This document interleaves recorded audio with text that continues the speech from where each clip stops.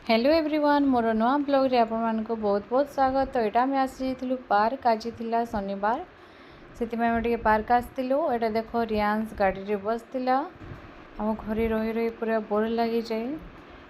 बाहर को आसले माइंड फ्रेश है भल भी लगे। पो पिला गुड़ा सब तो बाहर बुलूँ बट झील मैंने घरे रही रही पूरा बोर हो जाते ना से बाहर बुलाबुली कले भल लगे। आटा है बलांगीर राजेंद्र पार्क यहाँ बहुत भल लगे। ये पार्कटा बहुत बड़ अच्छे। आटा है सोमवार वीडियो मो संडे किसी भी करनथिली। एटा है श्रावण मासर द्वितीय सोमवार मुझे पूजा पाठ कर देती। मो पूजा व्रत सब सरी जाइतिला। एबे आमे जीवु मंदिर को देखंतु मो ठाकुर को आपण माने भी दर्शन करनियंतु। एमती पूजा पाठ दिन में भगवान को सजेवाई बहुत भल लगे ना।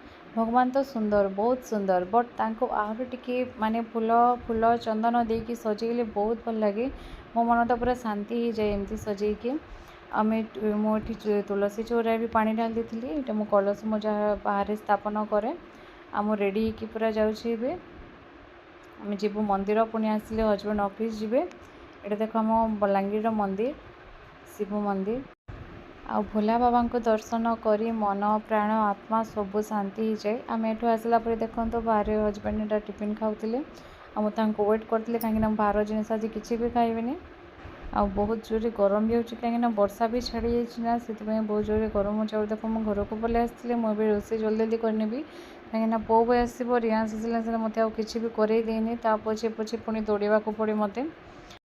जदि मो वीडियो भल लगी था मो वीडियो को लाइक शेयर एंड सब्सक्राइब कर दिंतु। जय जगन्नाथ।